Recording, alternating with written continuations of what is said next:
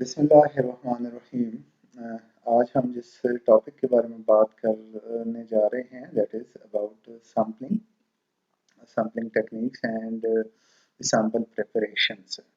तो जब भी हम सैम्पलिंग की बात करते हैं that is very critical step in order to verify results या एनालिसिस। तो किसी भी प्रोसेस के लिए chemical analysis is meaningless unless you begin with a meaningful sample। तो जब तक कि आपके पास कोई मीनिंगफुल सैंपल नहीं है, आपने प्रॉपर वे से सैम्पलिंग की कलेक्शन नहीं की, तो तब तक आपके पास रिजल्ट्स जो हैं वो रिलायबल नहीं आ सकते, या आप उसको यूं कह दें कि आपके पास रिप्रोड्यूसिबल रिजल्ट्स नहीं आ सकते जब तक कि आप प्रॉपर सैम्पलिंग नहीं करते।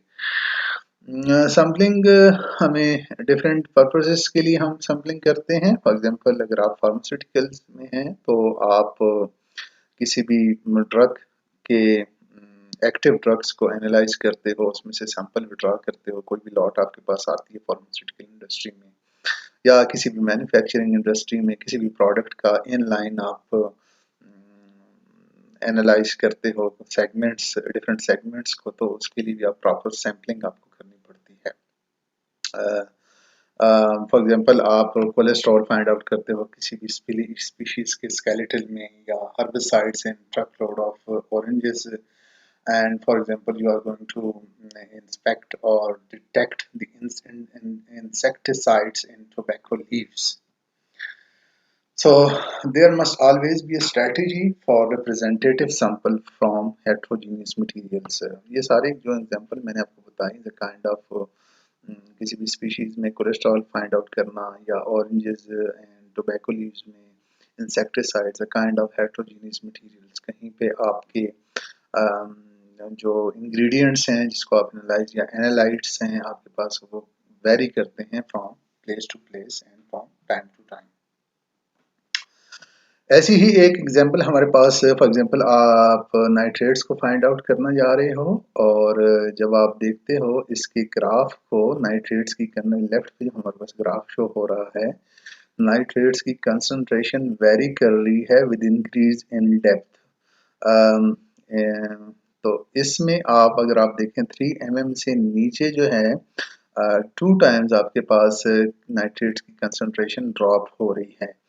तो इसीलिए आप जब विद इन 3 mm रेंज में जब आप किसी भी सेडिमेंट्स की सैम्पलिंग करोगे, तो आपके पास नाइट्रेट की कंसंट्रेशन एक आएगी, और दूसरे जब 3 mm से नीचे आप जाओगे और सैंपल कलेक्ट करोगे सेडिमेंट का, उसमें नाइट्रेट्स की कंसंट्रेशन वेरी करेगी।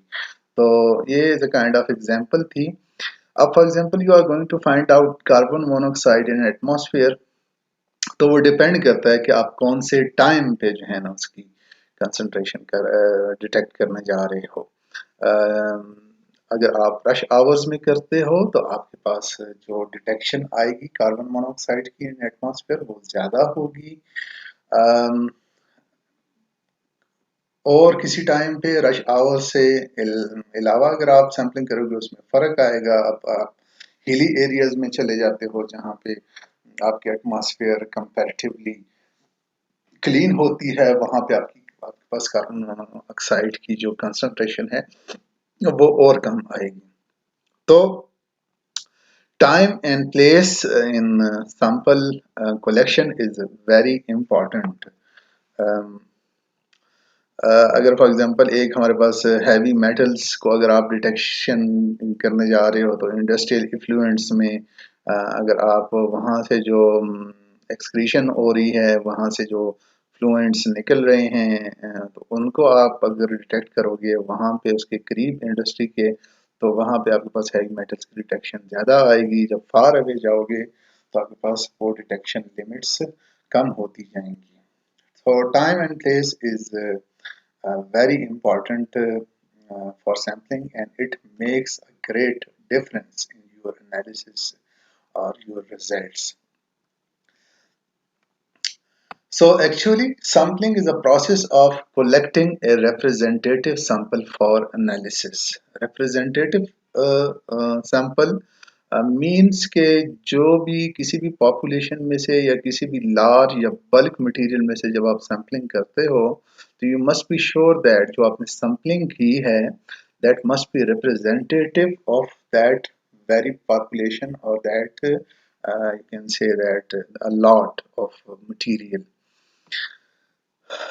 Real sample requires degree of sample preparation to remove substance that interfere. अब जैसे for example आपके पास आई आर्क एनालिसिस करते हो या यूवी विजिबल स्पेक्ट्रोफोटोमीटर से डिटर्मिनेशन करते हो तो आपके पास सॉल्यूशंस में समटाइम्स इंटरफेरेंसेस काज करते हैं कुछ सब्सटेंसेस तो you have to remove those substances which cause interference in your sample.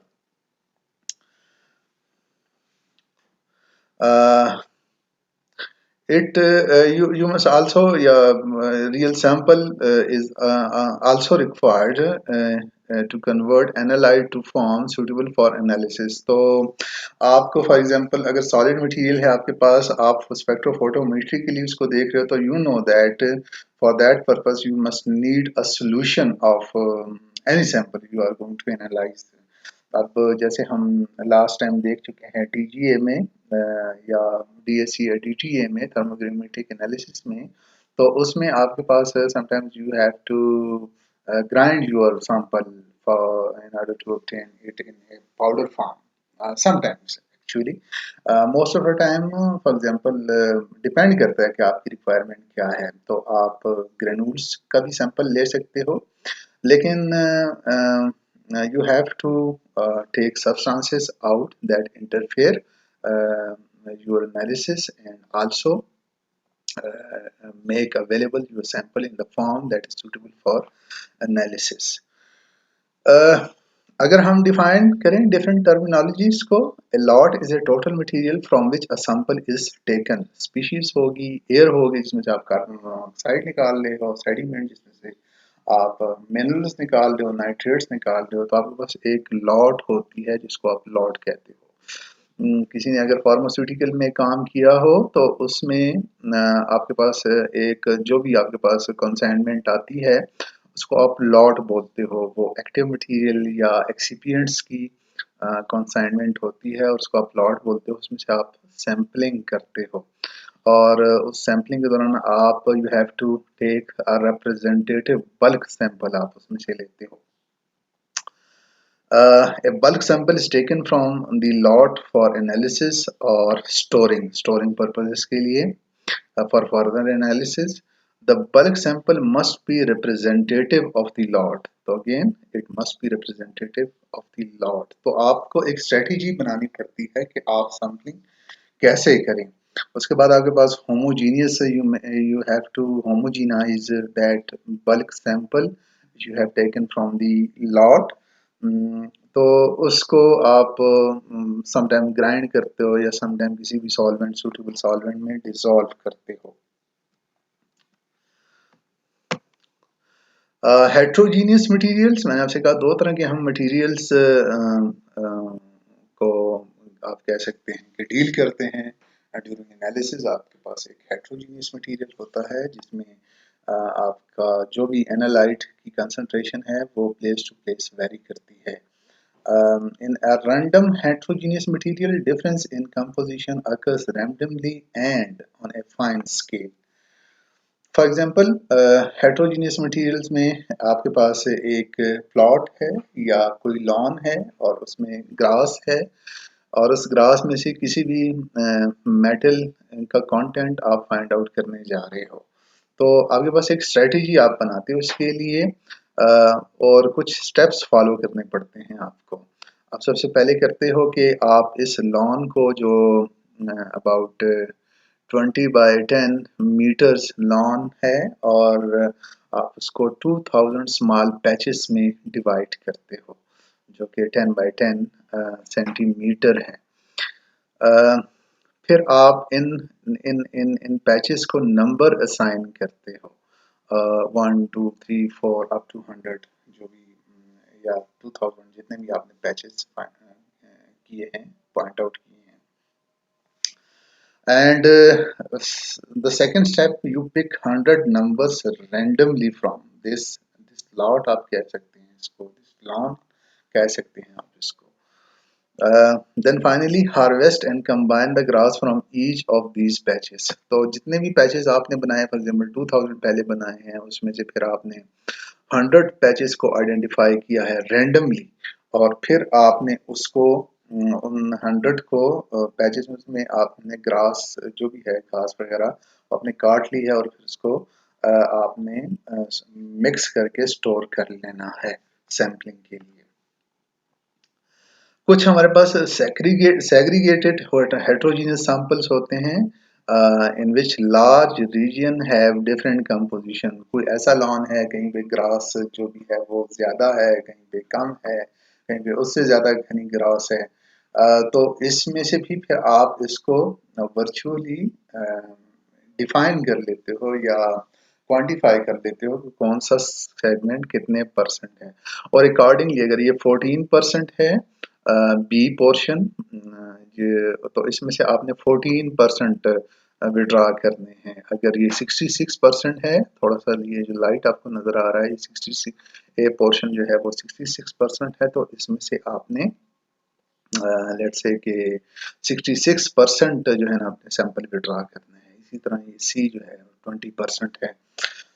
तो आपने अकॉर्डिंगली इन सेगमेंट्स में से इनके अकॉर्डिंगली जो इनकी रेशो बनती है उसके अकॉर्डिंग आपने सैंपल को विड्रॉ करना होता है in order to make it a representative sample. Bulk sample जो आपको होता है, आपके पास आता है, वो स्मॉल होमोजीनियस लेबोरेटरी सैंपल में आप उसको कन्वर्ट करते हो बाय ग्राइंडिंग और mixing whole sample and keep it in one bottle. तो जो भी आपके पास अगर रैंडम हेट्रोजीनियस सैंपल है और ये आपके पास सेग्रीगेटेड हेट्रोजीनियस सैंपल है, आप अकॉर्डिंगली उसकी सैम्पलिंग करते हो और अपने पास वो सैंपल स्टोर कर देते हो डिफरेंट सेक्शन से लेके उसको मिक्स करके. तभी आप समझते हो कि you can have a representative bulk sample. जो सैंपल स्टोरेज है that is also critical step for analysis, क्योंकि कंपोजिशन में चेंज विद टाइम, इसका केमिकल रिएक्शन हो सकता है, विद एयर हो सकता है, इंटरेक्शन विद कंटेनर भी हो सकता है. जैसे फॉर एग्जांपल आप अगर डिस्टिल वाटर बनाते हो तो डिस्टिल वाटर अगर आप इस तरह ओपन रख लेते हो तो उसमें कार्बन डाइऑक्साइड मिक्स होके तो कार्बोनेट्स बन सकते हैं. वो distil water pure distil water नहीं रहता. इसी तरह आप अगर फॉर एग्जांपल सोडियम हाइड्रोक्साइड का इसलिए कहते हैं कि फ्रेश सोल्यूशन बनाना चाहिए हमें, सोडियम हाइड्रोक्साइड का अगर आप सोल्यूशन बनाते हो तो वो आप फ्रेश सोल्यूशन को ही यूज़ करते हो, क्योंकि जब आप उसको रखते हो फॉर लॉन्ग टाइम उसमें कार्बन डाइऑक्साइड की डिसोल्यूशन होके तो कार्बोनेट सोडियम कार्बोनेट बन सकता है. For example you have a गिलास इज एन आयंस एक्सचेंजर. अगर आपके गिलास की किसी कंटेनर में सैंपल को स्टोर करते हो किसी भी सोल्यूशन को, तो गिलास is a good ion exchanger and alter the concentration of trace ions. So plastic और टेफ्लॉन collection tubes, आपके पास प्लास्टिक की और टेफ्लॉन्स की collection tubes जिसमें टेफ्लॉन जो है ना वो बेस्ट हैं for storing.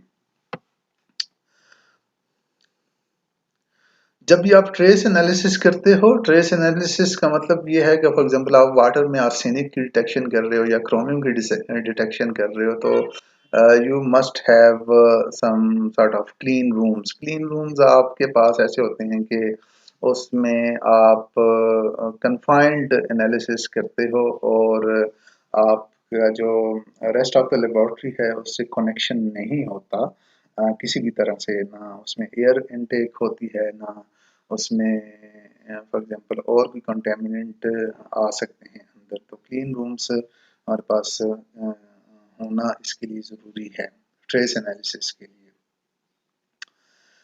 So actually unless a complete history of any sample is known with certainty, जब तक कि आपको पता नहीं है कि इस सैंपल जो आपके पास आया है, if you are working in an organization जहाँ पे आप एनालिसिस का रोल प्ले कर रहे हो और एनालिस्ट का रोल प्ले कर रहे हो, तो you must have a clear idea about the history of the sample, कि वो कैसे कलेक्ट किया गया, कैसे वो स्टोर किया गया। जब तक कि आपके पास ये इंफॉर्मेशन नहीं है, तो you better stay away from the analysis, क्योंकि आपके पास जो भी रिजल्ट आएंगे वो डाउटफुल होंगे।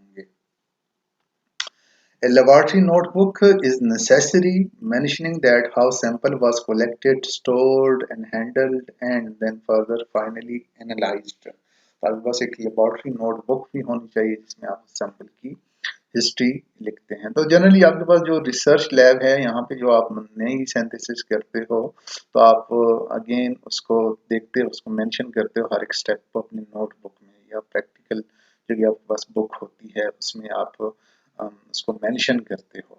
और फाइनली जब आप उसको एनालाइज करते हो या एनालिसिस के लिए कहीं भेजते हो, तो वो भी कंटेनर का भी आप उसको अपने आप पास उसमें नोटबुक में मेंशन करते हो आप। अगली स्लाइड्स पे जाने से पहले हम कुछ डिस्कशन कर लेते हैं about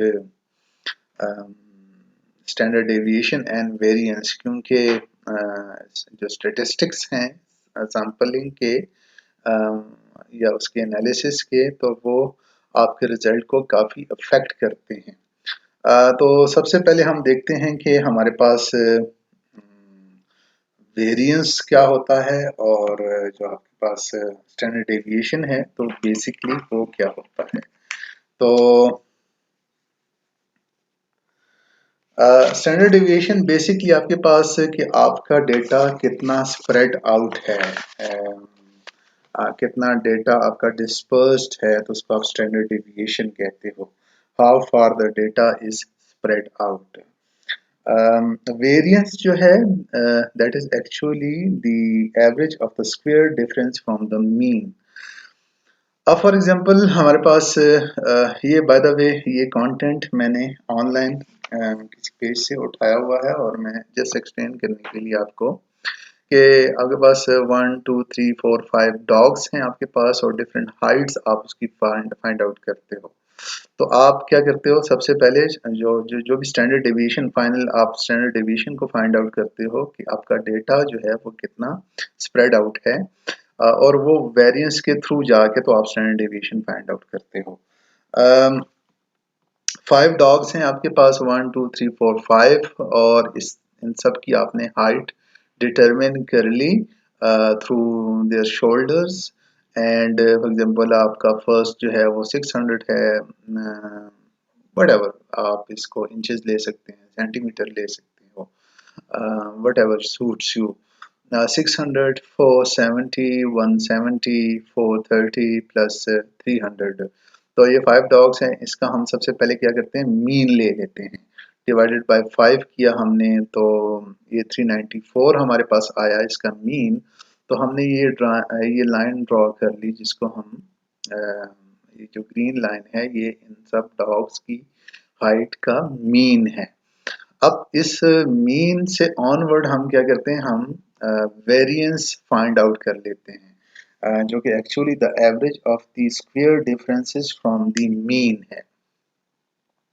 the average of the square difference, first जो ये इसकी हाइट है, ये फर्स्ट डॉग की हाइट है, वो दैट इज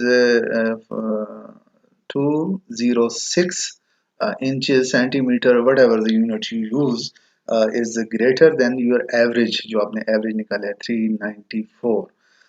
सेकेंड डॉग जो है वो 76, मैं इसको सेंटीमीटर ही कहूँगा, centimetre high, then the average you find it out for all the dogs. The third one is the 224 centimeter lower than the rest of the average of the all the dogs। तो आपने सबका square लेके, जो कि अगर आप जो से कम है एवरेज से और नेगेटिव साइन है, तो वो आपने यूज किया, सबका स्क्वायर लेके डिवाइडेड बाय 5 कर लिया, और इन सबको प्लस करके डिवाइडेड बाय 5 करके आपने उसका जो है ना 21705 4 आपके पास वेरिएंस आ गया, और वेरिएंस को हम सिग्मा स्क्वायर से रिप्रेजेंट करते हैं। आपके पास ये वेरिएंस आ गया, और standard deviation is actually the square root of this variance. जब आप इसका स्क्वायर रूट लोगे तो आपके पास 147 आंसर आएगा। अब यहाँ पे आप देख लें, फर्स्ट स्टेप सबकी हाइट आपने फाइंड आउट की, उसके बाद आपने उसका एवरेज निकाला, एवरेज आपके पास 394 आया। फिर आपने स्क्वायर डिफरेंसेस निकाले हर एक डॉग की हाइट के फ्रॉम इट्स एवरेज, और आपके पास वेरिएंस आ गया। अब वेरिएंस के आपने क्या किया, उसका स्क्वायर रूट लिया, और आपके पास स्टैंडर्ड डेविएशन 147 आ गया, जो कि स्टैंडर्ड डेविएशन है, और हम इसको इन ब्लू लाइन से रिप्रेजेंट करते हैं। ये हमारे पास स्टैंडर्ड डेविएशन है कि आपका डेटा कितना स्प्रेडेड है। अच्छा, अब यहाँ पे दो चीजें हैं। यहाँ पे एक पॉइंट है, वेरिएंस जब हम फाइंड आउट करते हैं तो दो तरह की वेरिएंस हमारे पास आ सकती हैं। एक को हम कहते हैं पॉपुलेशन वेरिएंस, और दूसरे को हम कहते हैं सैम्पलिंग वेरिएंस। अब पॉपुलेशन वेरिएंस, पॉपुलेशन का मतलब ये है कि अगर आप फॉर एग्जांपल पाकिस्तान को देखें तो इसकी पॉपुलेशन लगभग 20 करोड़ है। तो अगर आप इन सब का एनालिसिस, फॉर एग्जांपल आजकल जो डिजीज आई हुई है, उस डिजीज को अगर हम देखें, कोरोना वायरस के टेस्ट को अगर आप देखें, तो दो तरह के टेस्ट आप कर सकते हैं। एक तो आप सारी पॉपुलेशन का टेस्ट करें कि 20 करोड़ जितने भी हैं हमारे पास, वो सब का एक एक करके हम टेस्ट करें। तो इसको हम जब टेस्ट हमारे पास रिजल्ट आएंगे, ये तो पॉपुलेशन का एनालिसिस होगा हमारे पास, और ये टाइम कंज्यूमिंग भी है, और हमारे पास इसमें आप कह सकते हैं कि ये कॉस्टली भी है कि हर एक बंदे का हम टेस्ट करें। दूसरा हम ये कर सकते हैं इसके साथ कि हम इस सारी पॉपुलेशन, ये जो 20 करोड़ लोग हैं, इसमें से हम रैंडम सैंपलिंग करें। तो उस रैंडम सैंपलिंग करके तो फिर हम उस सैंपल को कलेक्टिवली हम उसको एनालाइज करें, तो उसको हम सैंपलिंग वेरिएंस कहेंगे। अब पॉपुलेशन वेरिएंस में हमने डिवाइड बाय जितने नंबर्स हैं, डिवाइडेड बाय हमने उतने नंबर किया। फॉर एग्जांपल 5 डॉग्स हैं हमारे पास, तो हमने डिवाइडेड बाय 5 किया यहाँ पे। मीन में हम या एवरेज में हम डिवाइडेड बाय नंबर ही करते हैं, जितने हमारे पास नंबर हो उतने ही हमारे पास डिवीजन होगा। वेरिएंस में पॉपुलेशन के केस में एक्चुअल नंबर जितने हमने सैंपल विड्रॉ किए हैं पॉपुलेशन में से, डिवाइडेड बाय वो नंबर करेंगे। अगर फॉर एग्जांपल ये हमने सैंपलिंग की होती, ये डॉग्स, कई डॉग्स में से हमने ये 4-5 डॉग्स निकाले हैं, तो ये हमने सैंपलिंग की है, तो फिर हमने क्या करना था, ये डिवाइडेड बाय 5 - 1 करना था, और डिवाइडेड बाय हम रिजल्टेंट हमारे पास जो वेरिएंस आता वो डिवाइडेड बाय 4 होता। ठीक है, तो सैंपलिंग में हम n-1 करते हैं।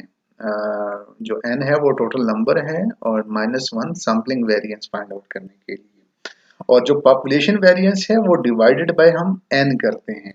इस केस में हमने पॉपुलेशन वेरिएंस फाइंड आउट किया। तो आप लोगों ने ये लेक्चर देखने के बाद तो आपने फाइंड आउट करना है कि इसका जो सैम्पलिंग वेरिएंस है और सैम्पलिंग स्टैंडर्ड डेविएशन भी फिर इफेक्ट होगी, तो वो कितनी आती है।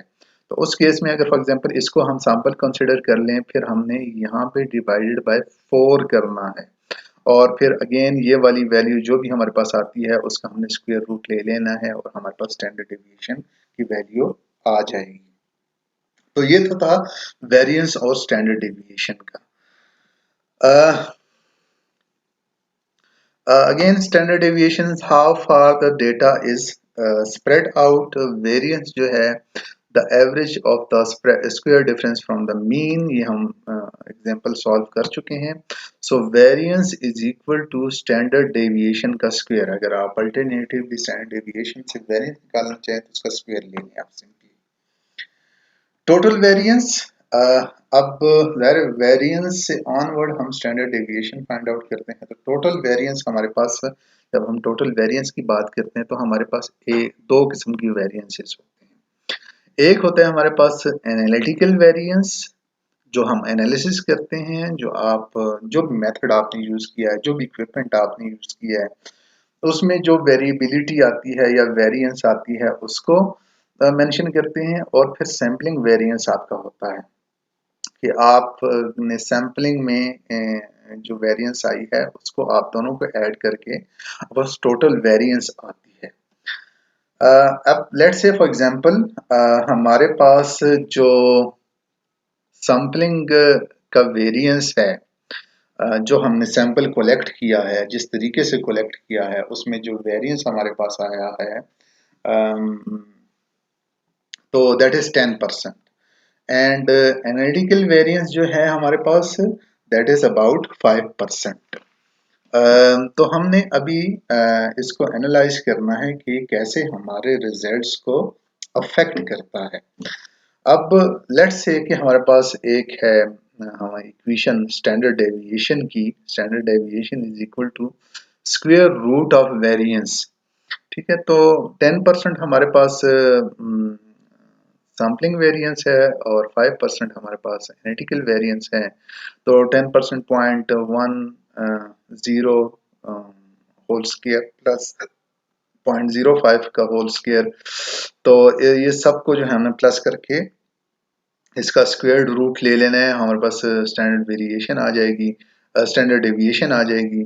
तो ये है हमारे पास 0.11 और 11%। तो ओवरऑल जो स्टैंडर्ड डेविएशन हमारे पास आई दैट इज 11% है। अब हमारे पास जो फॉर एग्जांपल नेक्स्ट एग्जांपल अगर हम लेते हैं तो उसमें हमने सैम्पलिंग वेरिएंस जो है हमारे पास वो वही 10% रही, और जो एनालिटिकल वेरिएंस है दैट इज अबाउट 1%। अब क्या किया हमने कि हमारे पास वो सैंपल जो आया उसकी वेरिएंस जो थी वो 10% ही रहने दी, और जैसे तैसे भी हमने वो सैंपल कलेक्ट किया हुआ है।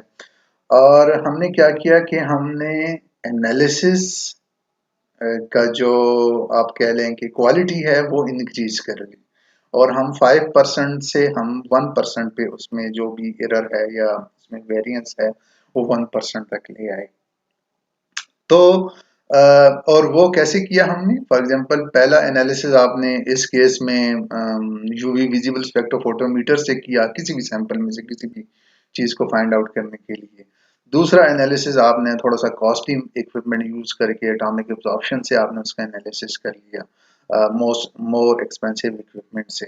तो अब हम देखते हैं कि इन इस हमारे ये जो मोर कॉस्टली इक्विपमेंट को यूज करके हमने अपना एनालिटिकल का जो वेरिएंस है, एनालिसिस का जो वेरिएंस है वो रिड्यूस कर लिया, 1% तक हम ले आए। तो ये कैसे हमारे रिजल्ट को अफेक्ट करता है। तो again standard deviation is equal to square root of sampling variance का स्क्वायर प्लस एनालिटिकल वेरिएंस का स्क्वायर, जो कि अभी 1% है हमारे पास।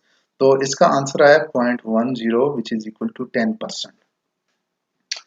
तो अब आप देख लें कि आपने एक बहुत ही महंगा इक्विपमेंट यूज करके तो आपने एनालिटिकल वेरिएंस को कम कर लिया, लेकिन सैम्पलिंग का वेरिएंस उतना ही है। जिस तरीके से भी सैम्पलिंग वो कलेक्ट की गई उसमें जो वेरिएंस है वो 10% है। तो आपके पास यहाँ पे जो रिजल्ट में स्टैंडर्ड डेविएशन में जो उसको जो अफेक्ट किया वो सिर्फ 1% उसने अफेक्ट किया, और 11 से 10% आ गया। तो therefore sampling is a proper in a proper way could improve the result impressively। तो बजाय इसके कि हम मोर कॉस्टली इक्विपमेंट यूज करके एनालिटिकल का जो वेरिएंस है या एनालिसिस का जो वेरिएंस है उसको रिड्यूस करें, बेहतर ये है कि हम अपने सैम्पलिंग का जो मेथड है उसको इम्प्रूव करके तो उसमें जो वेरिएंस आ रहा है तो उसको हम अगर रिड्यूस कर लेते हैं तो हमारे रिजल्ट की स्टैंडर्ड डेविएशन पे बहुत अच्छा रिजल्ट जो इफेक्ट होता है। अब ओरिजिन ऑफ सैम्पलिंग वेरिएंस की सैम्पलिंग वेरिएंस कहाँ से आती है हमारे पास और कैसे प्रोड्यूस होती है, कैसे हमारे पास आती है और कैसे हम इसको कंट्रोल कर सकते हैं, ये सारा उसी में है। क्योंकि जब तक आप, मैंने आपसे कहा कि जब तक आप प्रॉपर सैम्पलिंग नहीं करोगे तो आपके पास जो रिजल्ट आएंगे वो वो डाउटफुल होंगे, वो ठीक नहीं होंगे। So consider to types of particles. हम देखने जा रहे हैं कि वेरिएंसेस कहाँ से कैसे अफेक्ट करती हैं हमारी सैम्पलिंग को, तो हमने अपनी सैम्पलिंग को कैसे इम्प्रूव करना है। Consider to types of particles and theory. जब दो तरह के पार्टिकल्स हमारे पास होंगे तो probability, the theory of probability allow us to randomly draw a sample. Suppose a mixture contain n a particles of type A. Type A के हमारे पास n a particles हैं, n b particles of type B. Probability of drawing A and B from the mixtures are, कि इसकी probability क्या है। अब तो एक मिक्सचर है हमारे पास, दो तरह के हमारे पास पार्टिकल्स हैं एन ए और एन बी। तो हम देखते हैं कि हम जब इसमें से कोई चीज़ को पार्टिकल पर ड्रा करते हैं, वो ए निकाल रहे हैं या कोई भी रैंडमली पार्टिकल उसमें से निकाल रहे हैं, तो कैसे उसकी प्रोबेबिलिटी क्या है। P is probability of drawing A particles from that mixture। Na तो हम इसको इक्वेशन की फॉर्म में Na divided by Na plus Nb, तो दो तरह के हमारे पास पार्टिकल हैं मिक्सचर में, तो Na divided by Na plus B है। Q is the probability of drawing out B particles, Nb divided by Na plus Nb, which is equal to 1 minus total probability हमारे पास किसी भी सिस्टम में, वो again statistically अगर हम उसको देखें, वो इज इक्वल टू 1 होती है। जब आप एक नंबर ड्रा करेंगे, उस मिक्सचर में से एक अटेम्प्ट करेंगे और उसको उठाने में, तो आपके पास एक ही प्रोबेबिलिटी होगी, या वो बी होगा या वो ए पार्टिकल होगा। तो टोटल प्रोबेबिलिटी जो है 1 है, उसमें से जब आपको Q की प्रोबेबिलिटी जो B पार्टिकल की प्रोबेबिलिटी है, जिसको हम Q से रिप्रेजेंट करते हैं, वो 1 माइनस P होगा। टोटल प्रोबेबिलिटी में से जो P है उसको नेगेटिव, उसको निगेट करके, तो आपके पास जो प्रोबेबिलिटी है वो B की रह जाती है। If n particles, अगर number of particles are drawn at random, आप randomly एक बॉक्स में से, उस मिक्सचर में से पार्टिकल्स उठाते जा रहे हैं, the expected number of particles of type A are NP। तो जितनी अटेम्प्ट्स की हैं, तो जितनी उसकी प्रोबेबिलिटी है, probability P is the probability of drawing A and Q is the probability of drawing B। तो अगर आप पार्टिकल B यहाँ पे निकाल रहे हैं, तो वो n मल्टीप्लाइड बाई Q हो जाएगा यहाँ पे। अब इस केस में हम A टाइप निकालने की कोशिश कर रहे हैं, तो हमारे पास प्रोबेबिलिटी क्या होगी कि n टाइम्स P हमारे पास से है यहाँ पे प्रोबेबिलिटी। अब बायनॉमियल डिस्ट्रीब्यूशन का मतलब ये है कि दो तरह के आपके पास पार्टिकल्स हैं। जैसे आपके पास कॉइन है, जब उसको आप टॉस करते हैं, या हेड आता है या टेल आता है आपके पास, तो हेड को आप पार्टिकल ए कर लें, टेल को आप पार्टिकल बी कर लें, या वट एवर, जैसे भी आप उसको देख लें। तो बायनॉमियल डिस्ट्रीब्यूशन के लिए जो स्टैंडर्ड डेविएशन की इक्वेशन है, that is Sn is equal to square root of n number of attempts जो भी आपने किए हैं, p probability of drawing particles A, और q particles of obtaining probability of obtaining particle B। तो it is actually a standard deviation for binomial distribution, जहाँ में दो तरह के आपके पास पार्टिकल्स होते हैं। अब लेट्स से कि हमारे पास एक एग्जांपल है जिसमें 1% पोटाशियम क्लोराइड है और 99% पोटाशियम नाइट्रेट है। Again two types of particles हैं हमारे पास एक मिक्सचर में, and suppose we take 10 raise to power 4 या 10,000 पार्टिकल्स, अगर हम उसमें से वन बाय वन विड्रॉ कर रहे हैं, या इकट्ठे हम उसमें से ले लेते हैं 10 रेज टू पावर 4 पार्टिकल्स या 10,000 पार्टिकल्स।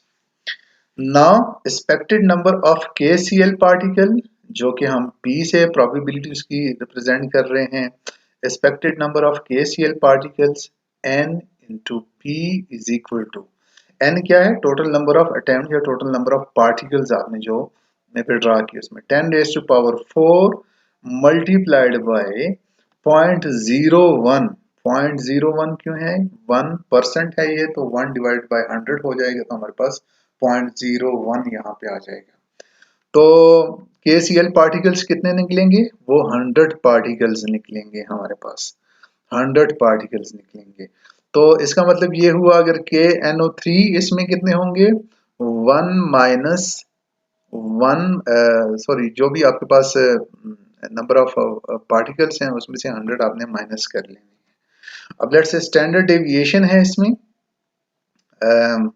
स्टैंडर्ड डेविएशन अगर हम इसको देखें तो square root of n p q, again ये वाली इक्वेशन है, n p q, n number of particles which is 10 raised to power 4, p is the probability which is 1%, and it is 0.01, and 99% we have 0.99% probability of KNO3।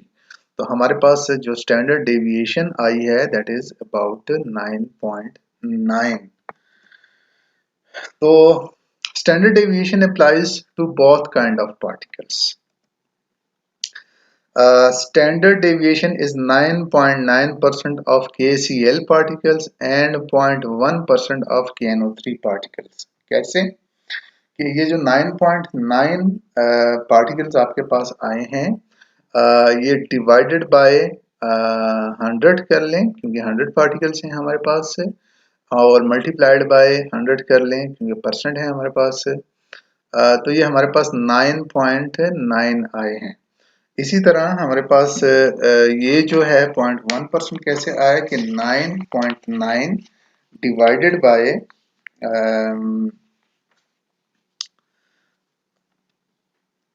9,900 के 99,100 9,900 हमारे पास बाकी particle रहते हैं जो कि KNO3 के हैं। उससे हमारे पास ये जो परसेंट है वो स्टैंडर्ड डेविएशन की वो 0.1% आती है। सो देयरफॉर फॉर नाइट्रेट जो स्टैंडर्ड डेविएशन हमारे पास नाइट्रेट की आती है वो सफिशिएंट है। अगर आप, क्योंकि पोटाशियम दोनों में कॉमन है, अगर आप नाइट्रेट या क्लोराइड का एनालिसिस कर रहे हो उसमें से, तो पोटाशियम आपके पास कॉमन है, तो क्लोराइड की आपके पास जो स्टैंडर्ड डेविएशन आती है वो 9.9% है, जो कि बहुत हाई है। और नाइट्रेट को अगर आप एनालिसिस कर रहे हो तो उसकी परसेंटेज 0.1% है, जो कि कंपैरेटिवली द रेंज है, 1% से नीचे है। तो आप अगर इस मिक्सचर में से जो कि 1% क्लोराइड का है और 99% नाइट्रेट का है, इसमें से अगर आप 10⁴ पार्टिकल्स विड्रा करते हो एनालिसिस के लिए, और उन पार्टिकल्स में अगर आप क्लोराइड को देखते हो तो फिर उसकी जो स्टैंडर्ड डेविएशन है वो काफ़ी हाई है, और अगर आप उसमें से नाइट्रेट को देखते हो तो फिर ये स्टैंडर्ड डेविएशन कंपैरेटिवली ठीक है हमारे पास। अब आपकी क्वेश्चन है, a mixture contain 1% of potassium chloride and 99% of potassium nitrate particles. If 10⁵ particles are withdrawn, what is the expected number of KCl particle and what will be the standard deviation if repeated? तो आपने इसको find out करना है कि expected number of KCl particle, again आप expected number of KNO3 particles भी कर सकते हो। इन दोनों को आपने फाइंड आउट करना है, फिर उसके अकॉर्डिंगली स्टैंडर्ड डेविएशन को आपने फाइंड आउट करना है, और देखते हैं कि आपके पास आंसर क्या आता है। ये आपने सॉल्व करना है, तो इसको हम क्लास में फिर डिस्कस भी करेंगे। Now, what is the relative standard deviation of each measurement? तो relative standard deviation हमारे पास क्या है?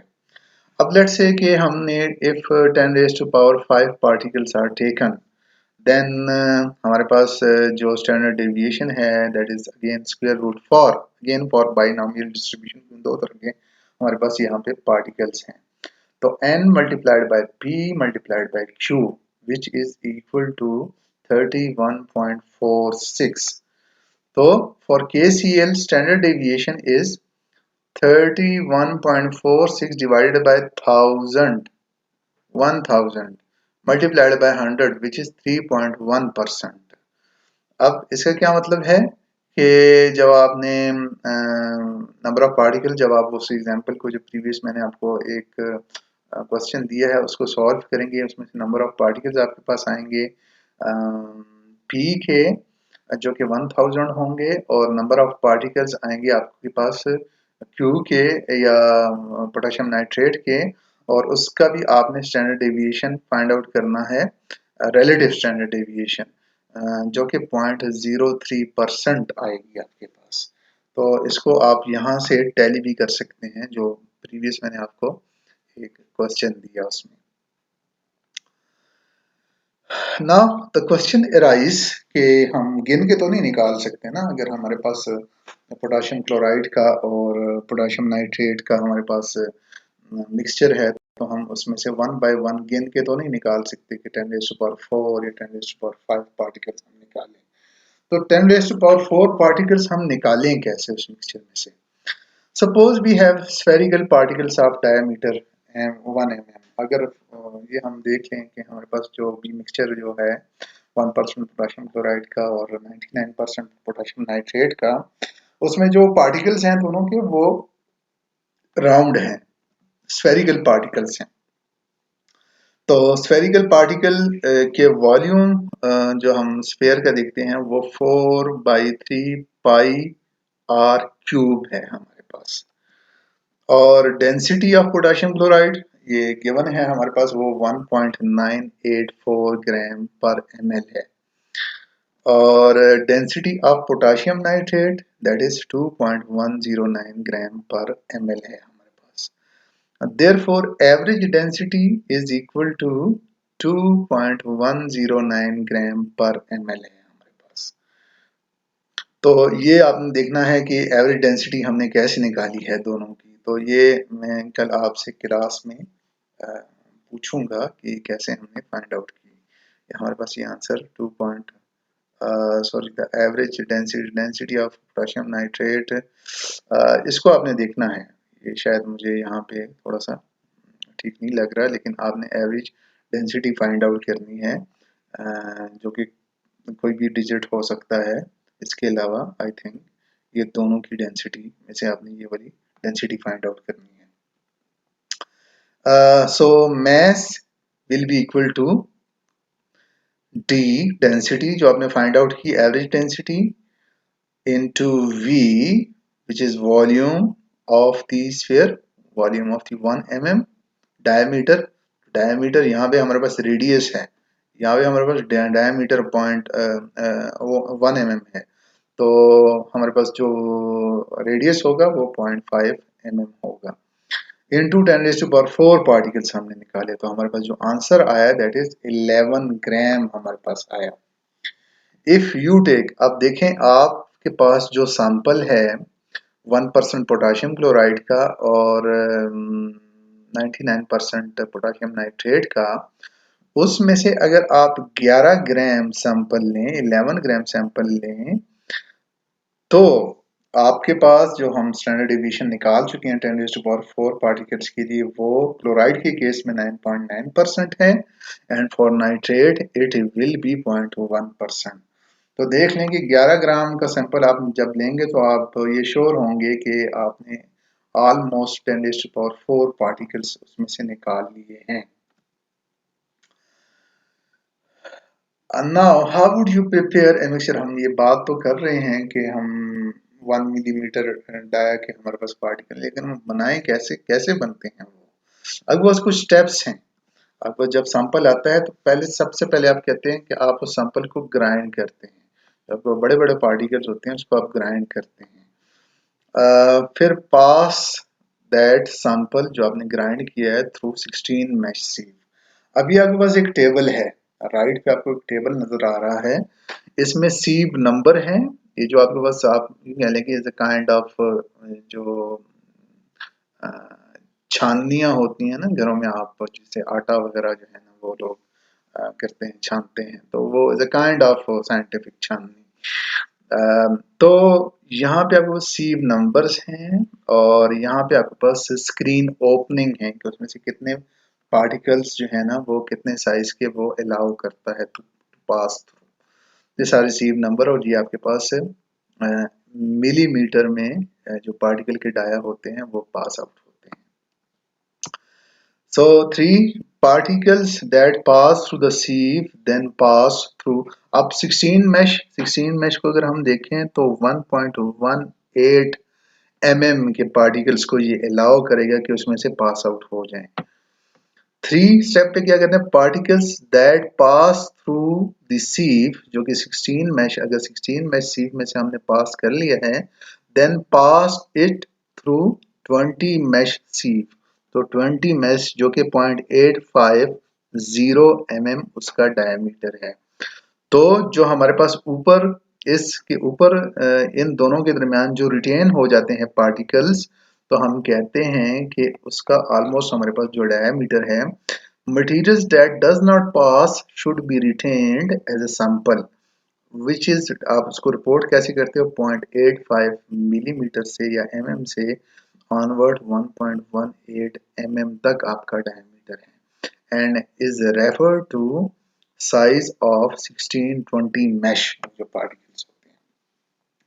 तो क्या किया सैंपल लिया आपने उसको ग्राइंड किया और फिर उन पार्टिकल्स को सीव नंबर से डिफरेंट सीव नंबर से अकॉर्डिंगली पास किया जो रिटेन हो गया हमारे पास तो वो हमारे पास डायमीटर है और आप जनरली उसको रेंज मेंशन करते हो।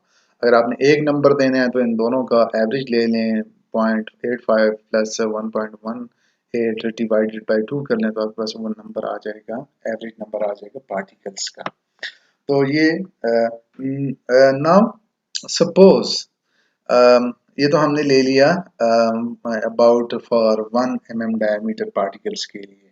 Now suppose a much smaller particles of mesh size 80 by 120 जिसका एवरेज डायमीटर ऑफ 152 माइक्रोमीटर है।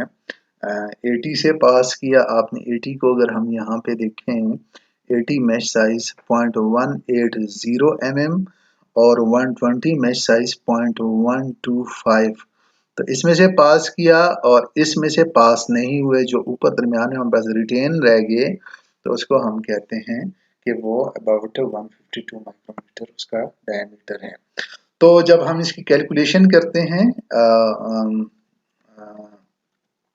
इन इक्वेशन में पुट करके तो हमारे पास जो वेट आता है तो हम कहते हैं कि जो 10⁴ पार्टिकल्स अब जो हमारे पास प्रेजेंट होंगे वो 0.038 ग्राम में होंगे। तो पार्टिकल साइज आपने छोटा किया आपने वेट ऑफ द सैंपल जो 10⁴ पार्टिकल्स के लिए आपने विड्रॉ करना था पहले केस में 11 ग्राम था जब आपने पार्टिकल मजीद छोटा कर लिया तो 0.038 ग्राम आपके पास आ गया। In case of liquid, no problems and do not require much volume of homogeneous liquid solution to reduce the sampling error. तो लिक्विड का अगर आपके पास सैंपल हो तो नो प्रॉब्लम आप कोई भी पोर्शन ले सकते हो उसमें से एक बहुत बड़े टैंक में से आप छोटा सा पोर्शन वेल मिक्सिंग के बाद विड्रॉ कर सकते हो तो उसमें कोई प्रॉब्लम नहीं होती आपको सैम्पलिंग में। सॉलिड कंपाउंड्स में आपके पास सैम्पलिंग में थोड़ी सी आपने उसको देखना होता है कि उसको अकॉर्डिंगली करते होते हैं सैम्पलिंग को। तो फॉर एग्जांपल निकल ओर्स आपके पास उसमें एक प्रॉब्लम आती है कि particles with small nickel content for example जब आप बड़े पार्टिकल से छोटे पार्टिकल की तरफ जा रहे हो उसको ग्राइंड करने के लिए तो निकल ओर में क्या प्रॉब्लम आती है particles with small nickel content are resistant to fracture so the larger particles do not have same chemical composition to that of the smaller ones. तो आप देखें particle with small nickel content जब जो बड़े particles होते हैं तो अगर हम उसको क्रश करने जा रहे हैं तो थोड़ा सा रेजिस्ट करते हैं क्रशिंग को तो उसमें निकल का कंटेंट भी कम होता है। जो छोटे पार्टिकल्स होते हैं जो जो जो जिस जिस जिन पार्टिकल में निकल की कंसंट्रेशन ज़्यादा होती है तो वो इजीली क्रैक डाउन हो जाते हैं और क्रश हो जाते हैं। तो इसको भी देखना होता है हमें तो हमने सारे का सारा जो हमने सैंपल लिया होता है या विड्रॉ किया होता है किसी भी बल्क सैंपल में से या आप कह लेंगे लॉट में से, तो हमने उसको इक्वली ग्राइंड करना पड़ता है हमें। सैम्पलिंग साइज कितना लें हम? Well mix potassium chloride and potassium nitrate is an example of heterogeneous sample. Now the question is how much sample is analyzed to reduce sampling variance, कि हम कितना सैंपल एनालाइज करें ताकि उसका सैंपल वेरिएंस हम रिक्वायर्ड जो कि हमारी रिक्वायरमेंट है उसके अकॉर्डिंगली हम उसको रिड्यूस कर सकें। फॉर एग्जांपल हम इसको एक एग्जांपल के थ्रू अंडरस्टैंड करते हैं कि sampling the radio isotope sodium in human liver. Tissue homogenise and blender, हमने एक टिश्यू लिया ह्यूमन लिवर का, उसको होमोजेनाइज किया मिक्सर के थ्रू और डिस्पर्स किया हमने स्मॉल पार्टिकल्स इन वाटर। ये the kind of two particles हैं इसमें, एक आपके जो जो लिवर के पार्टिकल्स हैं, दूसरे आपके वाटर ड्रॉपलेट्स हैं। तो होमोजीनियस ब्लेंड है ये। और फिर हमने उसका काउंट लिया, रेडियो एक्टिव काउंट लिया, जिसका एवरेज है हमारे पास 237 काउंट्स पर सेकंड पर ग्राम। हमने इसका काउंट ले लिया और डिफरेंट सैंपल हमने लिया लिए। हम अब देखते हैं कौन कौन से सैंपल हमने लिए। When mass was is equal to 0.09 gram, so we had a standard deviation of this is standard deviation of plus minus 31 counts per second per gram, जो कि 13.1% ऑफ 237 है। तो ये वाली जो हमारे पास लाइन है that is about 31 plus minus 31 counts पर सेकंड पर ग्राम है, which is again plus minus 13.1% of 237। इसका जो एवरेज का 230 13.1% है। फिर जब हमने इसका मैस इंक्रीज किया, जब हम मैस अपने एनालाइट का इंक्रीज कर रहे हैं, सैंपल का इंक्रीज कर रहे हैं, when mass was 1.3 gram, standard deviation was plus minus 13 count per second per gram. तो plus minus 13% 13 counts per second per gram. So this 13 is actually 5.5% of 237. Next हमने लिया 5.8 ग्राम, जो कि ये वाला सैंपल है हमारे पास, which is which have 5.7 counts per second per gram of standard deviation, और this is actually plus minus 2.4% of 237। तो ये हमने हमारे पास एक डेटा आ गया, हमने इसको एनालाइज किया और हमने तीन किस्म के सैंपल इसमें लिए हुए हैं, 1, 2 और 3। 0.09 ग्राम का, 1.3 ग्राम का और 5.8 ग्राम का हमने सैंपल लिया इसमें। When n particles are drawn from mixture of two kinds of particles, तो sampling standard deviation यहाँ पे हमने सिग्मा n से इसको शो किया हुआ है, square root of npq। again p is a one kind of particle, q is another kind of particle। now relative standard deviation, जो कि relative standard deviation है, वो divided by हम n कर लेते हैं जो भी हमारे पास particles आते हैं of kind p and kind q। so which is equal to हमने डिवाइडेड बाय n कर लिया, इसको भी डिवाइड बाय n कर लिया, तो हमारे पास ये square root is equal square root of p q divided by n हमारे पास आ गया। तो थोड़ी सी मैथमेटिक्स है इसमें, इसको सॉल्व कर लें, देख लें कि कैसे आता है, बल हम इसको कल क्लास में भी डिस्कस कर सकते हैं। mass of the sample m drawn in is proportional to number of particles drawn। so हमारे पास एक इक्वेशन है ये, M R square is equal to K S. R is the relative standard deviation, percentage, it is in percentage due to sampling, and ks is called the sampling constant। ks जो है वो sampling constant है। Ks is the mass of the sample producing a relative sample standard deviation of 1%. Let's see if equation 1 describes figure correctly. हमारे पास ये वाला data है, sample मास 0.09 ग्राम, 1.3 और 5.8, जो हमने 3 सैंपल लिए हुए हैं। रिलेटिव स्टैंडर्ड डेविएशन जो हमारे पास आई वो 13.1 है, 5.5 है और 2.4 जो लास्ट स्लाइड में मैं आपको बता चुका हूँ। अब एम आर स्केयर है mass into relative standard deviation, जो है उसका मल्टीप्लिकेशन है। हमारे पास फर्स्ट जो है ये मैस, इसको दोनों हमने मल्टीप्लाई किया, 15.4 आया हमारे पास, 39.3 आया और 33.4 आया। तो अगर हम ये पहली वैल्यू को थोड़ा सा निगलेक्ट करके बाकी दो वैल्यूज को हम लें तो हमारे पास ये वैल्यू कांस्टेंट आती है। ये एम आर स्क्वायर हमारे पास ये है कांस्टेंट आता है, जो कि सैम्पलिंग कांस्टेंट है। 36 हमने इस दोनों का एवरेज ले लिया, 39.3 का एंड 33.4 का, हम दोनों का एवरेज लेके हमारे पास 36 ग्राम आया। अगर ऑब्वियसली अगर आप इसका मैस इंक्रीज करते जाते हो तो ये वाली वैल्यू आपके पास कांस्टेंट से कांस्टेंट होती जाती है, जितने जितने आप मैस और एनालिसिस को इंक्रीज करते जाते हो।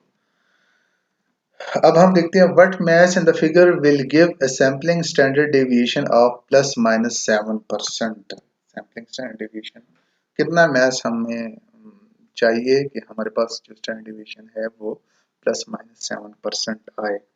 सो m is equal to again 36 जो कि कांस्टेंट है डिवाइडेड बाय 7 स्क्वायर, 7 स्क्वायर। तो हमने वैल्यूज पुट की, हमारे पास जो वैल्यू आई 0.73 ग्राम आई।